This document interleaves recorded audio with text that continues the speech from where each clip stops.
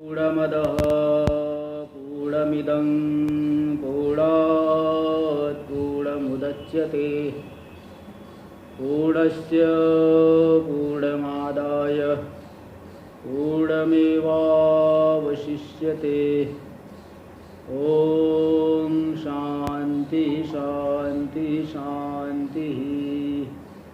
शङ्करं शङ्कराचार्यं केशवं बादरायणं सूत्रभाष्यकृतौ वन्दे भगवन्तौ पुनः पुनः।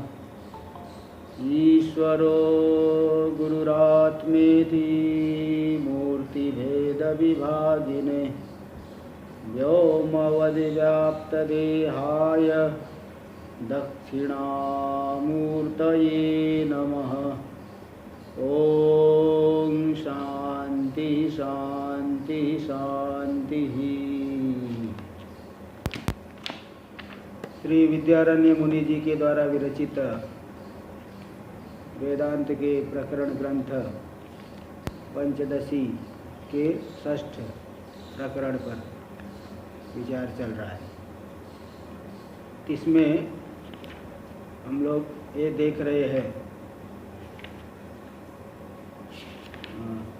यहाँ आ गया था, तो यहाँ पे बता दिए कि ये जो अविद्या, आवरण और विक्षेप,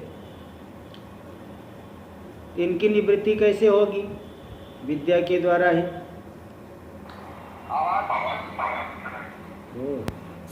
तो यहाँ पे बताया जा रहा था कि अविद्या, आवरण और तादात्म्य, अविद्या से जो आवरण और तादात्म्य हुआ है उसकी निवृत्ति विद्या से होती है।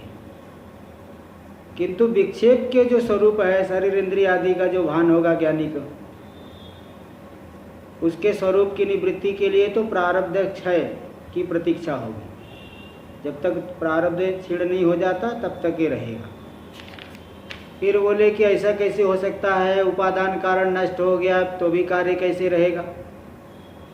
तो बताए जैसे नैयायिक लोग मानते हैं कि कार्य से ठीक पहले कारण रहता है, इसी प्रकार कार्य नाश का कारण है कारण का नाश, कारण के नाश से कारण का नाश, कार्य का नाश। तो कार्य नाश का कारण हो गया कारण का नाश, यानी कारण नाश पहले होगा, कार्य नाश बाद में होगा। यानी कार्य बिना कारण के भी एक क्षण रह जाता है। जैसे वो लोग कहते हैं ऐसे यहाँ का क्यों नहीं हो पाएगा? फिर शंका की एक वो तो एक क्षण मानते हैं, आप तो यहाँ तो बहुत समय तक ज्ञानी का शरीर रह जाता है। तो बोले भाई यहाँ भी तो ये जो कारण है अज्ञान अनादिकाल से है, और तंतु तो कुछ दिन का ही होता है, इसलिए थोड़ा लंबा क्षण ले लो, कोई गलत नहीं है। 55 श्लोक हो गया था, 56 श्लोक का थोड़ा आरंभ किया था, वही एक ही पंक्ति है, अवतरण वही से देख लीजिए। ननु तार्किकर यथा अयुक्तम अभिहितम, जैसे नैयायिक लोगों ने गलत कह दिया, तद्वत भवता भी, ऐसे आप भी गलत अयुक्त बात बोल रहे हो, युक्ति संगत बात नहीं है आपकी, बिना कारण के ही कार्य रह जाए इत्याशंके। इस तरह से उसकी आशंका को उत्थापन करके बता रहे शोक्तौ ततो वैषम्यम दर्शयति। बोले हमारे जो वचन है उसमें नैयायिकों से विलक्षणता है। हमारे वचन में तो प्रमाण आपको मिलेगा, नैयायिक लोगों का जो वचन है उसमें आपको प्रमाण नहीं मिलेगा। इसलिए हमारा वचन अयुक्त है ऐसा नहीं कह सकते, युक्ति संगत है। इसमें श्रुति, युक्ति और अनुभूति तीनों प्रमाण, तीनों बातों को, तीनों को दिखाएंगे। श्लोक नंबर 56 देख लीजिए। बिना क्षोध क्षमं मानं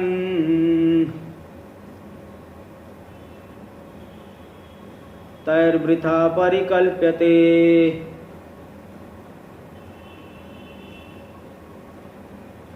श्रुति युक्त्यनुभूतिभ्यो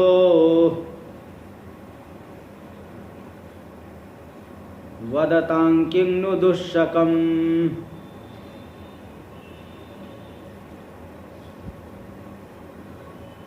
बिना क्षोध क्षमं मानम, क्षोध यानी विचार, क्षुद्र संचलने धातु से शोध बनता है। तो विचार करने पर संचलन इधर उधर न गड़बड़ न हो जाए। तो बिना क्षोधक क्षमं मानं तैर वृथा परिकल्पते, विचार को नहीं सहन करने वाले, विचार को सहन करने वाले प्रमाण के बिना ही वो लोग कुछ भी कल्पना कर लेते हैं कि तंतु के बिना भी कार्य पट रह जाएगा। बिना विचार को सहन नहीं करने वाले प्रमाण के, यानी ठीक प्रमाण के बिना भी वो लोग कल्पना कर लेते हैं। तो हम लोग तो क्या है, हम लोग तो श्रुति युक्ति और अनुभूति भ्यो वदताम किम नु दुष्कम। जब नैयायिक लोग बिना प्रमाण के भी कल्पना कर लिए, विचार को सहन करने वाले प्रमाण के बिना,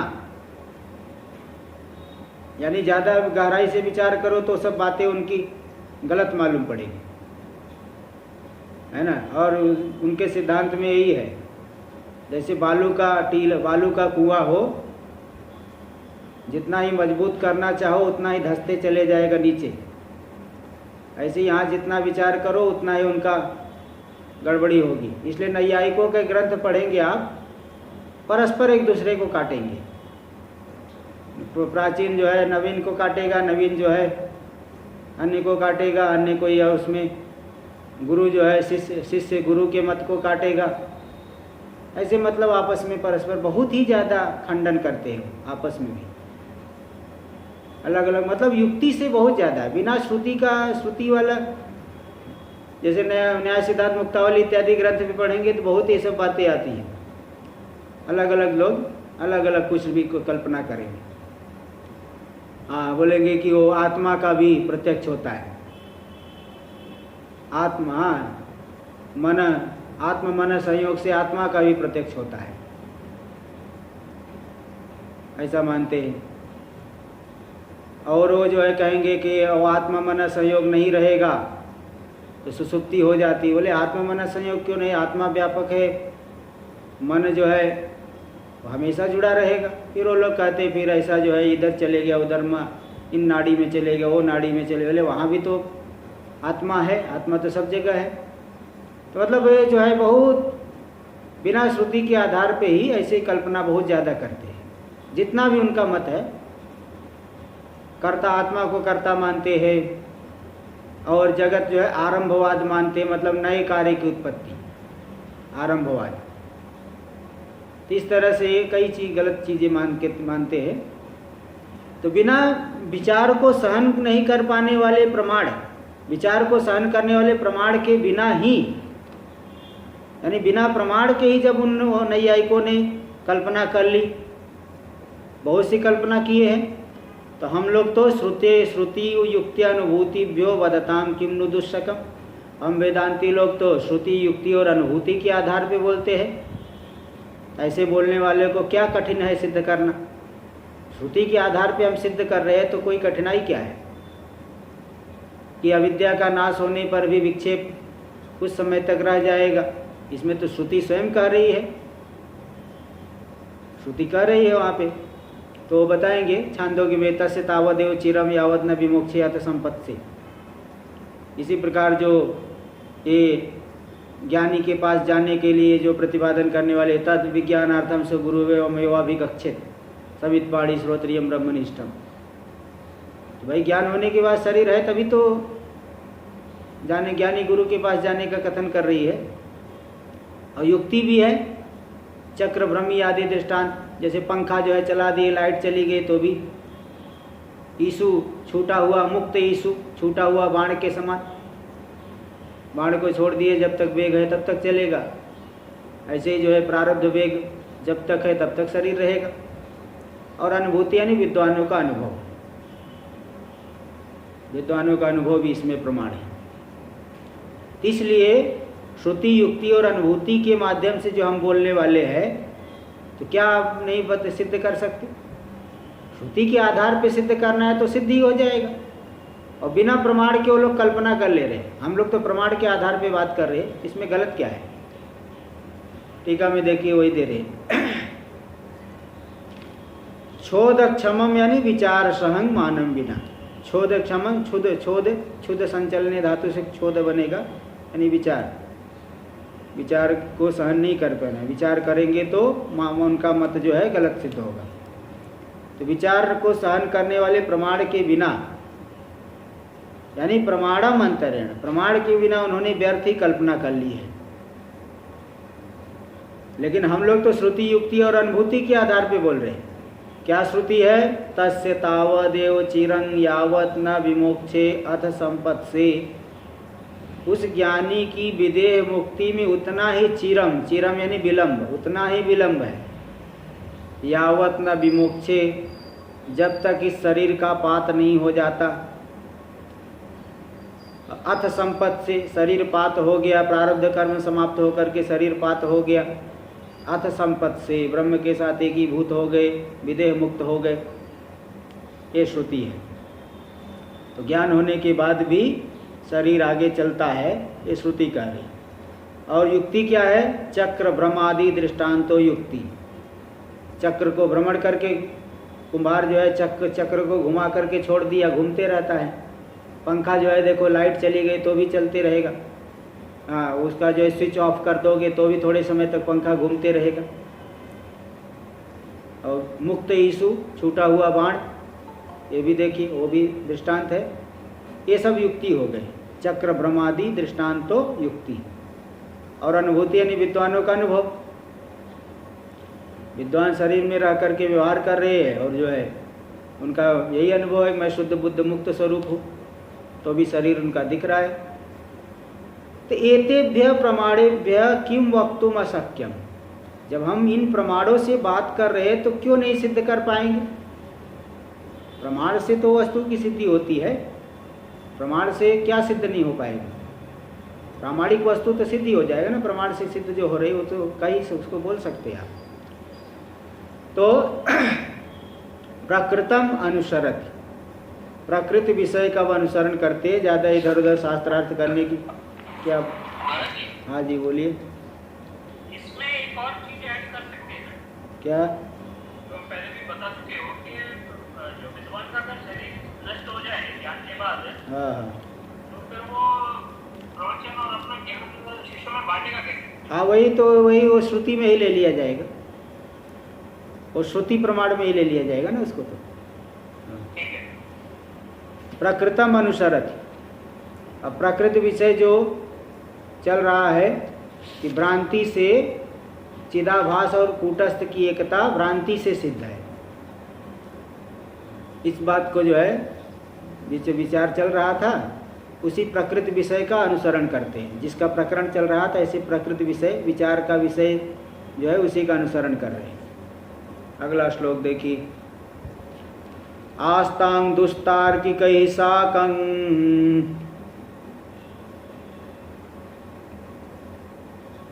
विवाद प्रकृतं ब्रुवे।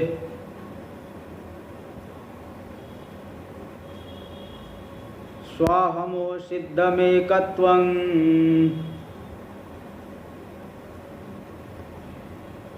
कूटस्थ परिणामिनोः।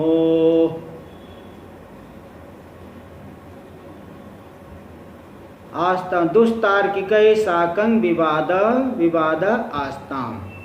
दुस्तार्किक जो शुष्क तर्क करने वाले हैं, दुष्ट तर्क, दोष विशिष्ट तर्क करने वाले, श्रुति से अनुकूल तर्क जो लोग नहीं करते हैं। इसलिए भगवान भाष्यकार ने तो बृहदारण्यक उपनिषद में गाली दे दिया। गाली मतलब उस प्रकार की गाली, अश्रिंग पुच्छय तार्किक बलिवर्दय। उन्होंने जो है तार्किकों को बैल कह दिया। वो जो तार्किक लोग हैं केवल युक्ति से ही अर्थ की सिद्धि करने वाले, और बोले तो बलिवर्द है, बैल। तो बैल क्यों कह दिए? क्योंकि जैसे बैल को किस कृषि में लगा देते हैं घूम, वो जो है कई घंटे तक खेत में घूमते रहेगा, खेत की जुताई करते रहेगा, उसी में ही लगे रहेगा। जहाँ लगा दिए बैल को वही करते रहेगा। ऐसे इसी में किसी वस्तु को सिद्ध करने में लग गए तो एक से एक बढ़ के तर्क निकालेंगे। शास्त्रीय तर्क नहीं, शास्त्र के अनुकूल नहीं, ऐसे ही जो है बिना श्रुति के आधार पे एक से बढ़ के एक तर्क करेंगे। ये तो न्याय ग्रंथ, आप ऊंचे ऊपर वाले ग्रंथ पढ़ा जाए, मुक्तावली आदि, उसमें देखो, उसमें आता है बहुत ज़्यादा। इसलिए उनको कहते हैं वो बलिवर्द बैल है, लेकिन बैल को तो श्रृंग और पुच्छ होता है। ये तार्किक, ये भी तो मनुष्य है, इनको बैल कैसे कह दी? तो वहाँ बोल दी अश्रृंग पुच्छ है तार्किक बलिवर्द है। इनको श्रृंग और पूछ नहीं है, लेकिन ये बैल है। ऐसा बृहदारण्यक उपनिषद में विशेषण दिया, अश्रृंग पुच्छ है तार्किक बलिवर्द है। तो ये जो दुष्तार्किक लोग हैं, श्रुति के अनुकूल तर्क नहीं करते हैं, केवल शुष्क तर्कों के आधार पर ही अर्थ की सिद्धि करना चाहते हैं। ऐसे दुष्तार्किकों के साथ में विवाद को अब रहने दो, ज़्यादा विवाद करने से कुछ मिलेगा नहीं। जैसे कोई आदमी व्यर्थ में झगड़ा कर रहा हो तो लोग जो है उससे साइड होकर के निकल देते हैं। तो बोले इनसे ज़्यादा विवाद करने से क्या मतलब है, कुछ मिलेगा तो है नहीं। इसलिए प्रकृतम ब्रुवे, जो प्रकृत विषय है उसको मैं बोलता हूँ, जो विचार चल रहा है तो उसी का मैं निरूपण करता हूँ। क्या विचार चल रहा है? स्वाहमोह सिद्धम एकत्वम कूटस्थ परिणामिनो, कूटस्थ परिणामिनो स्वाहमोह एकत्वम सिद्धम। जो कूटस्थ और परिणामी है चिदाभास, और कूटस्थ तो स्व यानी कूटस्थ और अहम यानी परिणामी चिदाभास, इन दोनों का एकत्व भ्रांति से सिद्ध है। दोनों का भेद युक्ति से देखा जाए तो भेद है, 50वें श्लोक में दिखा दिए थे। जो स्वयं है कूटस्थ है, अन्यता का प्रतिद्वंदी है, और जो अहम है चिदाभास, त्वंता का प्रतिद्वंदी है। इसलिए दोनों अलग अलग है, दोनों अलग अलग हो गए। तो भी जब दोनों अलग अलग है, भेद उनका स्पष्ट है। स्वामी जी, हाँ जी बोलिए। अच्छा, श्रुति में चिदाभास के बारे में कहाँ बताया गया है? श्रुति में तीनों दिखाया गया है। चिदाभास, अंश, हाँ मतलब ये जैसे जल चंद्र के समान जैसे, और अवच्छेद, तीनों का उदाहरण है। जो चिदाभास के लिए एक अयो भूतात्मा भूते भूते व्यवस्थित, एकधा बहुधा चैव दृश्यते जलचंद्रवत, ये श्रुति आती है। एक ही भूतात्मा भूतों में व्यवस्थित है, सभी भूतों में प्रतिबिंबित होकर के, तो तीनों के लिए श्रुति आती है। और जो है अवयव, ये जो जीवात्मा परमात्मा के कल्पित अवयव के समान अवयव है, ये तो गीता में आ गया, ममैवांसो जीवलोके, जीव भूत सनातन। और अवच्छेद के लिए भी एक श्रुति है, देखो याद अभी ध्यान नहीं आ रहा है। अवच्छेदवाद, प्रतिबिंबवाद, और जो अवयव मानते, अंश मानते हैं आभास। 1 मिनट मैं बताता हूँ, 1 मिनट। ये हमेशा जो है ध्यान नहीं रहता ना। 1 मिनट, आभास एच, हाँ 113 पेज।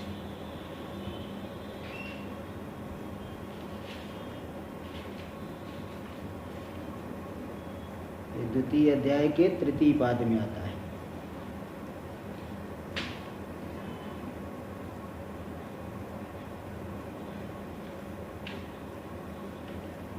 अंशो नाना व्यपदेशात, 50वां सूत्र है, 2, 3, 50 ब्रह्म सूत्र में 2, 3, 50 नंबर का सूत्र है। 2, 3, 50 उसमें दिए आभास एवच। हाँ, एक अयो तो भूतात्मा भूते भूते व्यवस्थित, एकधा बहुधा चैव दृश्यते जलचंद्रवत, ये श्रुति वहाँ दिखाए है। ये कौन सी उपनिषद की श्रुति है ये आप देख सकते हैं। ये श्रुति वहाँ आभास मतलब ये प्रतिबिंबवाद को, जल में जो सूर्य का प्रतिबिंब है वो आकाश के सूर्य का वास्तव में अवयव तो नहीं है, किंतु अवयव के समान अवयव मान लिया गया, कल्पित अवयव। इसी प्रकार जीवात्मा परमात्मा का कल्पित अवयव के समान अवयव, कल्पित अवयव। और जो है अवच्छेदवाद के लिए दृष्टांत दिए है, बृहदारण्यक में उपनिषद श्रुति आती है, स समान सनुभव लोको अनुसंचरण। वह समान होकर के यानी बुद्धि के परिमाण वाला होकर के, बुद्धि के यानी अंतःकरण में आ गया तो अंतःकरण अवच्छिन्न हो गया, तो बुद्धि के समान होकर के यानी बुद्धि से अवच्छिन्न होकर के इहलोक परलोक में जीवात्मा अनुसंचरण करता है। तो देखो तीनों मत के लिए, अवच्छेदवाद के लिए दे दिए स समाना सन उभव लोको अनुसंचरण, अवच्छेदवाद में जो जीव का स्वरूप उसके लिए, और आप प्रतिबिंबवाद के लिए दे दिए, चिदाभास के लिए एक एव तो भूतात्मा भूते भूते व्यवस्थित, एकधा बहुधा चैव दृश्यते जलचंद्रवत। जैसे जल चंद्रमा का प्रतिबिंब 10 घड़ों में 10 अलग अलग दिखेगा, ऐसे सभी शरीरों में एकधा बहुधा चैव दृश्यते जलचंद्रवत, ये प्रतिबिंबवाद को लेकर के दिए। और जो अवयव मानते हैं परमात्मा का, तो गीता में आ गया ममय वांसो जीवलोक, ऐसा है। ठीक है, ठीक है, देखिए आगे।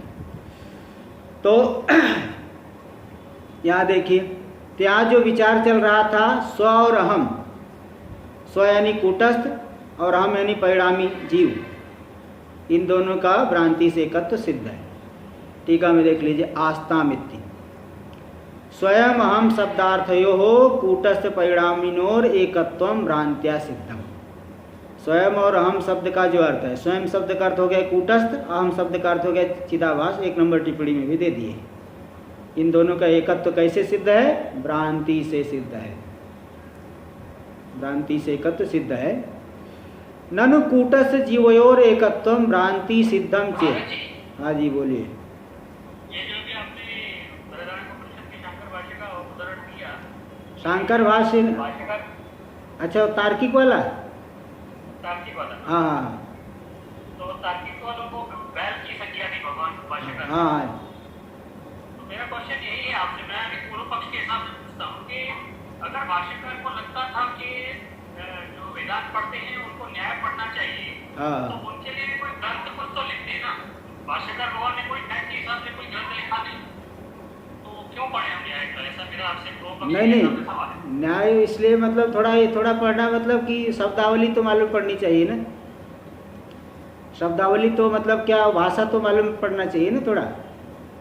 और जैसे देखो क्या है ना, ये 6 के 6 दर्शन के जो प्रकरण, अभी मीमांसा भी पढ़ रहे हो आप लोग, अभी यहाँ यही शंका हो सकती, हम मीमांसा क्यों पढ़े? हाँ, तो मीमांसा इसलिए पढ़ोगे, नहीं पढ़ोगे तो मतलब आपको पूर्व पक्ष ही नहीं पता चलेगा ना। पूर्व पक्ष इसीलिए उसको बोला जाता है पूर्व पक्ष के ग्रंथ। ये जो प्रकरण ग्रंथ पढ़ाए जाते हैं इसको क्या कहा जाता है? पूर्व पक्ष के ग्रंथ। ये पूर्व पक्ष के ग्रंथ है, तो इसलिए वो पूर्व पक्ष को ठीक से ढंग से समझने के लिए इसको पढ़ते हैं। हाँ, हाँ, देखिए आगे। ननु कूटस्थ जीवयोर एकत्वम भ्रांति सिद्धम चेत्। कूटस्थ और जीव में जो एकता है भ्रांति से सिद्ध है। इदम भ्रांतम इति केपि कुतो न जानन्ति। ये जो जीव, हम जीव को आत्मा के साथ एक करके मान रहे हैं, ये तो भ्रांति ज्ञान है, ऐसा किसी को भी क्यों नहीं मालूम पड़ता? जितने भी अज्ञानी हैं सब तो जीव भाव को ही सत्य मान करके घूम रहे हैं। अगर कूटस्थ और जीव की एकता भ्रांति से सिद्ध है तो यह भ्रांत है, यह भ्रांति ज्ञान है। ऐसा के पी कुतो ने, कोई भी क्यों नहीं जान पाता? सबको मालूम पड़ना चाहिए था कि ये तो भ्रांति ज्ञान है। इत्याशंक्य। बोले देखो भाई, ये ज्ञानी के लिए पूछ रहे हो कि अज्ञानी के लिए पूछ रहे हो? ज्ञानी को तो पता है, ज्ञानी तो शुद्ध आत्मा को मैं करके ग्रहण करते हैं, चिदाभास को तो मिथ्या मानते हैं ज्ञानी। हाँ, अज्ञानी के लिए पूछ रहे हो तो अज्ञानी तो भ्रांत ही। क्यों भ्रांत है? श्रुति तात्पर्य पर्यालोचन शून्यत्वात्। श्रुति के तात्पर्य की पर्यालोचना, विचार, उस विचार से शून्य होने से उनको यह भ्रांति ज्ञान है ऐसा नहीं मालूम पड़ता। इसलिए इसी बात को अन्यत्र श्रुतियों में अविद्यायाम अंतरे वर्तमाना स्वयं धीरा पंडितं मन्यमाना, दंद्रम्यमाना पर्यंति मूढ़ा अंधे नैव नियमाना यथांधा। अविद्या में बहुत पड़े हुए हैं। एक कठोपनिषद में भी आता है, मुंडक में भी आया है। अविद्या में गहरे अज्ञान में पड़े हुए हैं। स्वयं धीर, अपने आप को बड़ा धीर मानते, विवेकी मानते, पंडितम मन्यमाना, हम ही जो है सबसे समझदार है। तो स्वयं धीरा पंडितम दंद्रम्यमाणा पर्यंति मूढ़ा, बड़ी कुत्सित गति, बारंबार जो है वही दुख सुख दुख के ऊपर दुख झेलेंगे, एक के ऊपर एक अनर्थ की प्राप्ति करते हुए पर्यंति मूढ़ा, घूमते रहते हैं, संसार चक्र में भटकते रहते हैं। अंधे नयो नियमाना यथांधा, जैसे अंधे को अंधा लेके जाए तो जगह जगह गिरेगा, आगे वाला ही गिरेगा, पीछे वाला तो गिरेगा ही। इसी प्रकार यहाँ पे श्रुति के तात्पर्य के विचार से शून्य होने से यह कूटस्थ और जीव की एकता भ्रांति सिद्ध है, भ्रांति ज्ञान है, ऐसा उन्हें नहीं पता चलता। इस बात को देखिए श्लोक नंबर 58 में दे रहे हैं। ब्राह्म्यन्ते पंडितं मन्यः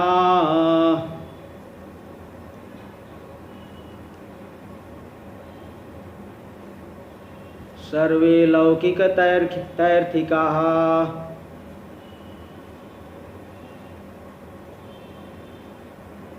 अनादृत्य श्रुतिं मौर्ख्यात्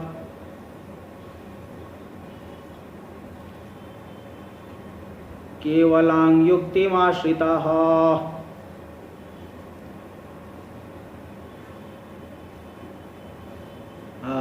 सर्वे लौकिक, पूरा एक ही वाक्य हो जाएगा, पूरा का पूरा एक ही वाक्य हो जाएगा। अन्वय कर लेंगे। सर्वे लौकिक तैर्थिकाः पंडितं मन्यः श्रुतिमनादृत्य मौर्ख्यात् केवलां युक्तिमाश्रिताः ब्राह्म्यन्ते। एक ही पंक्ति बनेगी। संपूर्ण जो लौकिक यानी लोक में भी बहुत समझदार अपने आप को मानने वाले हैं, और तैर्थिक मतलब दार्शनिक लोग, शास्त्र अलग अलग दर्शन को मानने वाले, जैसे नैयायिक हो गए, मीमांसक हो गए, हाँ, सांख्यवादी हो गए, योग हो गए, और नास्तिकवादी भी 6 दर्शन है वो सब। तो तीर्थ का अर्थ है शास्त्र, तैर्थिक मतलब दार्शनिक, शास्त्र को मानने वाले। उसमें आस्तिक दर्शन, नास्तिक दर्शन, तो वेदांत दर्शन वाले को छोड़ करके, क्योंकि वेदांत दर्शन जो है वो तत्वावेदक प्रमाण है, केवल व्यावहारिक आदि प्रमाणों को ही महत्व नहीं देता। तो वेदांती लोग तो इसलिए तात्पर्य षड्विध लिंगों से श्रुति के तात्पर्य को निकाल करके उसको ग्रहण करते हैं। तो जो सभी लौकिक लोक प्रमाण, प्रत्यक्ष आदि प्रमाणों को मानने वाले, और तैर्थिक मतलब शास्त्र को मानने वाले दार्शनिक लोग, सब के सब श्रुति का अपने आप को बहुत बड़े पंडित मानते हैं। पंडितम मन्य, सर्वे लौकिक तर्किका पंडितम मन्य, अपने आप को बहुत बड़ा पंडित मानते हैं। और इसीलिए श्रुति मनादृत्य, श्रुति का तो अनादर कर देते हैं। और मौर्ख्यात केवलाम युक्ति आश्रिता, मूर्खता से केवल युक्ति का ही शुष्क तर्क, श्रुति अनुकूल तर्क करो तो उसमें समझदारी है, शुष्क तर्क मनमानी युक्ति। देखो मनमानी युक्ति की जहाँ बात आएगी, कोई किसी से कम नहीं है। हम कुछ युक्ति लगाएंगे, आप भी कुछ युक्ति लगा, अरे हम ऐसा क्यों माने, सब जो है स्वतंत्र तर्क लगाने लगेंगे, कभी एक मत हो नहीं सकता। तो इसलिए मूर्खता से केवल युक्ति का आश्रय लेकर के ऐसे जो अपने पंडित मानने वाले लोग हैं, श्रुति का अनादर करके ब्राह्म्यन्ते, भ्रमण करते रहते हैं, मिथ्या अर्थ को ही ग्रहण करके संसार चक्र में ही घूमते रहते हैं, नाना प्रकार के अनर्थ की प्राप्ति करते हैं। इसलिए वो जो है ये पूछे कि भ्रांति है या भ्रांति ज्ञान है, क्यों नहीं मालूम पड़ता? भाई श्रुति के तात्पर्य का जानते ही नहीं तो कहाँ से मालूम पड़ेगा? इसलिए भ्रमण की प्राप्ति मतलब संसरण की प्राप्ति करते रहते। ननु श्रुत्यर्थ प्रवक्तारोपि केचित् इत्थं कुतो न जानन्ति। बोले श्रुति की अर्थ की का विचार करने वाले भी तो बहुत से लोग देखा जाता हूँ कि ऐसा नहीं जान पाते। श्रुति के अर्थ को विचार करने, उसके प्रवक्ता प्रवचन करने वाले भी कुछ लोग जो है इस प्रकार से क्यों नहीं जान पाते? सभी लोग तो जान गए क्या? तो ज्ञानी तो कोई कोई है, इसमें भी कई मत हो जाते हैं। और जो अन्य नास्तिक वो भी जो है श्रुति का कई श्रुतियों को ले लेते हैं। नास्तिक लोग भी अपने मत को श्रुति सिद्ध दिखाने के लिए वो भी श्रुतियों को दिखाएंगे। देखो ये हमारी बात यहाँ आई है। चारवाक जैसे शून्यवादी क्या कहेगा? असदेव इदम अग्र, असदेव सदैव सौम्य, असदेव सौम्य इदम अग्र आसीत्। ये छांदोग्य में पूर्व पक्ष रूप से आया। उसी पूर्व पक्ष की श्रुति को वो प्रमाण दे देता है। तो श्रुति के अर्थ के जो प्रवक्ता प्रवचन करने वाले लोग हैं, कैसे बहुत से लोग, केचित कुछ लोग, इत्थम कुतो न जानन्ति, इस प्रकार से कि चिदाभास और कूटस्थ में एकत्व भ्रांति से सिद्ध है, क्यों नहीं जान पाते? इत्याशंक्य, ऐसी आशंका को उत्थापन करके बता रहे हैं क्यों नहीं जान पाते? क्योंकि तेषाम साकल्येन श्रुत्यर्थ पर्यालोचना भावाद। तेषाम साकल्येन, न जो है जोड़ लेना, साकल्येन तृतीया, संपूर्ण रूप से श्रुति के अर्थ की पर्यालोचना उन्होंने नहीं किया, पूरी तरह से विचार नहीं किया। साकल्येन कर लेना है ना, शास्त्री जी किए होंगे आप? अरे किए नहीं तो कर लेना, ना जोड़ देना, अन्य पुस्तक में है। तेषाम साकल्येन श्रुत्यर्थ पर्यालोचना भावात्, पूरी तरह से उन्होंने श्रुति के अर्थ की पर्यालोचना ने विचार नहीं किए है, इसलिए श्रुति के प्रवक्ता होने पर भी नहीं जानते। एक बार क्या हुआ, बताया था कि एक माता जी कहीं भागवत कर रही थी, तो एक बार एक महात्मा जी को बुलाए, तो महात्मा जी ने देखा 2 घंटे तक उनका भागवत सुना, आशीर्वचन देने के लिए बात बुलाए थे। तो बाद में देखा कि वो 2 घंटे में एक भी जो है श्लोक को नहीं उठाया, इधर उधर की बातें। बाद में अकेले में उस माता जी को डांटा, करे तुम जो है भागवत कथा करती हो, तुम्हें एक श्लोक तक भी बोलती नहीं हो, तुम भागवत कथा कर रही हो। तो ऐसे हिंदी उधर पढ़ के जोड़ जाड़ करके जो है वो कर लेते हैं। हिंदी इधर उधर हिंदी कुछ पढ़ लिए, अथवा अपनी भाषा में कुछ पढ़ लिए, अलग अलग भाषा में तो पढ़ लिए, और कुछ जो है थोड़ा इधर उधर चुटकुला उटकुला कुछ सुना दिए, लोग उसी में ही खुश हैं। तो इस तरह से वो अब ये विचार किए ही नहीं है कुछ। अब भागवत में वेदांत पूरा भरा है, कभी एक श्लोक भी छुएंगे नहीं। और प्रवक्ता है वो प्रवचन करने वाले, ऐसे यहाँ पे भी है। संपूर्ण रूप से श्रुति की अर्थ की पर्यालोचना नहीं होने से इस प्रकार से नहीं जानते, भले बहुत बड़े प्रवक्ता है। इस बात को दे रहे श्लोक नंबर 59। हाँ जी बोलिए। हाँ मेहनत बहुत है, इसलिए लोगों को मेहनत पसंद ही नहीं है। हाँ ये मेरा अभिप्राय है। इसलिए जो मेहनत है ना, कोई करता ही नहीं है, कर सकना मुश्किल है, ऐसा लगता है। हाँ चलिए देखिए श्लोक नंबर 59। हाँ संपूर्ण रूप से विचार श्रुति अर्थ की पर्यालोचना नहीं होने से, पूरी तरह से संपूर्ण रूप से उन्होंने सकल यानी पूर्ण, साकल यानी पूर्णत्व, पूर्णत्वेन पूर्ण रूप से, पूर्ण रूपेण श्रुति के अर्थ की पर्यालोचना नहीं करने से ऐसी भ्रांति होती है। श्लोक देखिए 59। पूर्वापर परामर्श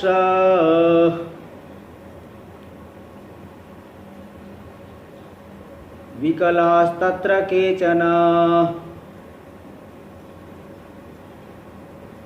वाक्याभासं स्वस्वपक्षे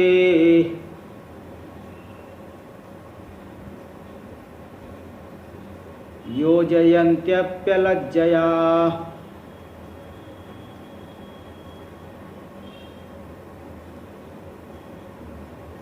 पूर्वापर परामर्श विकलास तत्र केचन, तत्र ऐसा होने पर केचन कुछ लोग हैं, कुछ वादी लोग श्रुति के अर्थ को तो श्रुति को तो दिखाएंगे, लेकिन पूर्वापर परामर्श से रहित है। भाई पूर्वापर का षड्विध लिंगों से विचार करोगे तब श्रुति के तात्पर्य का ज्ञान होता है। उपक्रमोपसंहारा व अभ्यासो पूर्वता फलम अर्थवादोपपत्ति च लिंगम तात्पर्य निर्णय। तात्पर्य के निर्णय में षड्विध लिंग है, उपक्रम उपसंहार, अभ्यास, अपूर्वता, फल, अर्थवाद, उपपत्ति। लेकिन वो इस तरह से षड्विध लिंगों से विचार नहीं करते। पूर्वापर का परामर्श विचार से रहित होकर के वाक्याभाषण, जो वाक्याभास है मतलब सिद्धांत का वाक्य नहीं। भाई सिद्धांत बताने के लिए पहले कुछ पूर्व पक्ष भी बोल देते हैं, और पूर्व पक्ष को ही सुन करके, जैसे मैं कहूँ कि आज मैं बाजार नहीं जाऊंगा, ऐसी बात नहीं। आज मैं बाजार नहीं जाऊंगा ऐसी बात नहीं। तो कोई आदमी आज मैं बाजार नहीं जाऊंगा इतना सुन के चले गया, दूसरे को बता रहे हो आज तो नहीं जाएंगे, मैंने सुना है, मेरे सामने की बात है। वो पूरा नहीं सुना। मैंने पूरा क्या कहा, आज मैं बाजार नहीं जाऊंगा ऐसी बात नहीं, ऐसे बोल दिया। मैं सत्य नहीं बोलता हूं ऐसी बात नहीं। और वो आधा सुन के चले गया, अरे वो तो बोल रहे थे मैं सत्य नहीं बोलता, वो तो बड़े झूठे हैं। तो आधा बात, अगर आधी बात सुनोगे तो आधा ही अर्थ समझ पाओगे ना, उल्टा अर्थ। अब पूर्व पक्ष बता रहे, पूर्व पक्ष बता के आगे सिद्धांत बताना है, आप पूर्व पक्ष भी अटक गए हो तो फिर आप तात्पर्य नहीं निकाल पाओगे। वही इसी प्रकार के होगे कि मैं आधा सुना और आधा जो है सुन के सुना नहीं चल दिया। तो इस तरह से तो कुछ लोग ऐसे जो वादी लोग हैं पूर्वापर परामर्श से विकल है, तो स्व पक्षे वाक्याभाषान, सिद्धांत वाक्य को नहीं बल्कि वाक्याभास, पूर्व पक्ष के वाक्यों को ही अलज्जया, बिना लज्जा के ही, उनको शर्म भी नहीं आती, लज्जा से रहित होकर के अपने अपने पक्ष में जोड़ लेते हैं। अणो रड़ियान महतो महियान, देखो दोनों विरुद्ध बगल बगल में ही है, लेकिन जो आत्मा को अड़ू मानने वाला क्या कहेगा, अणो रड़ियान, आत्मा अड़ू से भी अड़ुतर है। बगल में ही महतो महियान है, लेकिन इतना बेशरम है, लज्जा से रहित है को बगल वाले को नहीं देखेगा। अणो रड़ियान, तो वह लज्जा से रहित होकर के अपने पक्ष में वाक्याभाषान, वाक्याभास को अपने अपने पक्ष में जोड़ लेते हैं। इसलिए विपरीत पूरे जो है श्रुति के अर्थ की पर्यालोचना किए नहीं, विपरीत ज्ञान हो जाता है। तत्र तावत, अब इन वादियों में से अलग अलग कुछ वादियों को दिखा रहे, चारवाक मत को लेकर के और ये सब दिखा रहे हैं। तत्र तावत प्रत्यक्षैक प्रमाणाभ्युपगमेन अति स्थूलत्वात् लोकायतादि पक्षम प्रथमतो अनुभासते। इनके बीच में सबसे पहले जो एक ही प्रमाण को मानता है, चारवाक जो है केवल प्रत्यक्ष प्रमाण को ही मानता है, इसलिए जो प्रत्यक्ष दिख रहा है वही सत्य है। प्रत्यक्ष शरीर दिख रहा है, शरीर ही सत्य है। इसलिए वो भस्मीभूतस्य यावत् जीवन सुखम जीवेत ऋणम कृत्वा घृतम पीबेत, भस्मीभूतस्य देहस्य पुनरागमनम कुतः। जब तक जियो सुखपूर्वक जियो, ऋण को लेकर के भले ही भोग करो, क्योंकि जब शरीर मर गए, शरीर खत्म हो गया तो भस्मीभूत देह से उसका पुनरागमन कहाँ से होगा।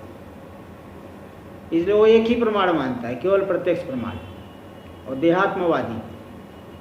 तो तत्र, और उसमें चारवाक में भी कई श्रेणी आती है, वो दिखाएंगे आगे। तो इनके बीच में से जो सबसे पहले प्रत्यक्ष मात्र प्रमाण को मानने की वजह से जो अति स्थूलत्वाद, जिनका मत, जिनका पक्ष अत्यंत स्थूल है, ऐसे जो लोकायतादि पक्षम, लोकायतादि, लोकायत लोके आयतो विस्तारो ऐसा, लोक में जिनकी ज़्यादा विस्तार है, जिनकी संख्या ज़्यादा है, लोकायत इसीलिए कहते हैं, लोके आयतो विस्तारो ऐसा, लोक में जिनका विस्तार ज़्यादा है, ऐसे लोकायता चारवाक आदयो नास्तिका, 2 नंबर टिप्पणी में देते, उनके पक्ष को प्रथमतो अनुभासते, सबसे पहले उनके पक्ष को दिखा रहे। श्लोक नंबर 60 देखिए। कूटस्थादि शरीरांत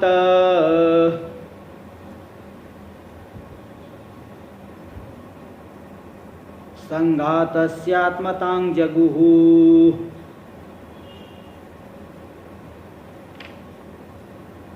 लोकायतः पामराश्च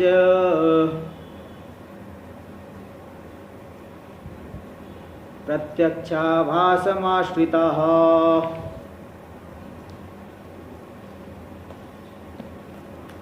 इसका विचार हम लोग कल करेंगे। ओम पूर्णमदः पूर्णमिदं पूर्णात् पूर्णमुदच्यते पूर्णस्य पूर्णमादाय पूर्णमेवावशिष्यते। ओम शांति शांति शांति। शंकरं शंकराचार्यं केशवं बादरायणं सूत्रभाष्य कृतौ वन्दे भगवन्तौ पुनः पुनः।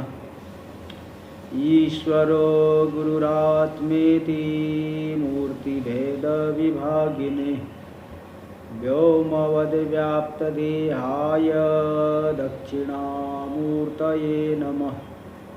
ओम शांति शांति शांति।